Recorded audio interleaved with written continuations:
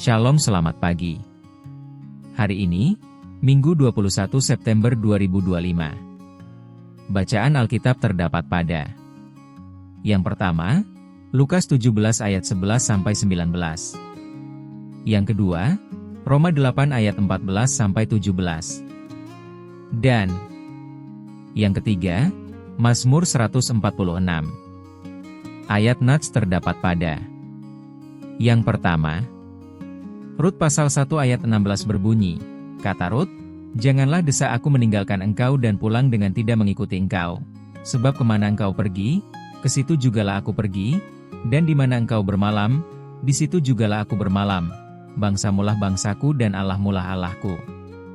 Dan yang kedua, Matius pasal 1 ayat 5, 6, 16 berbunyi, Yesus berkata, "Boas dari Rahab, Boas memperanakan Obed dari Rut, Obed memperanakan Isai, Isai memperanakan Raja Daud, Yakub memperanakan Yusuf suami Maria, yang melahirkan Yesus yang disebut Kristus."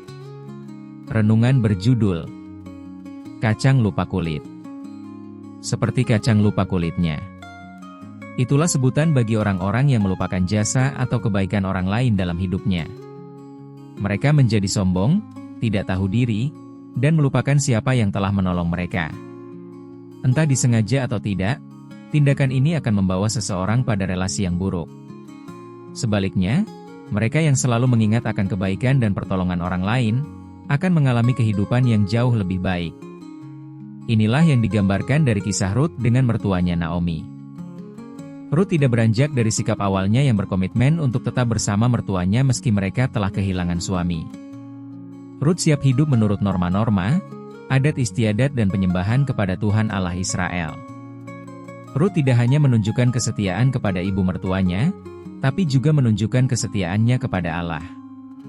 Itu semua Rut lakukan karena ia telah mengalami sendiri kebaikan Allah dalam hidupnya. Keputusan Rut ini pada akhirnya menghasilkan berkat dan perkara yang besar. Rut menjadi istri Boas dan masuk dalam silsilah Yesus Kristus. Rut menjadi salah satu perempuan asing yang dipakai Allah untuk melahirkan Yesus, Sang Juru Selamat. Mari kita merenungkan ada berapa banyak kebaikan yang sudah Allah nyatakan dalam kehidupan kita. Adakah kita bersikap seperti Rut yang tetap setia kepada Tuhan meski mengalami pergumulan? Atau seketika kita melupakan segala kebaikan Tuhan oleh karena pergumulan yang kita alami? Sesungguhnya persoalan dan pergumulan yang terjadi adalah untuk mengingatkan kita akan eksistensi Allah yang baik itu. Maka, baiklah kita terus mengingat karya kasih Tuhan dalam hidup kita, sehingga kita selalu terdorong untuk memakai segala yang ada pada kita untuk kemuliaan-Nya.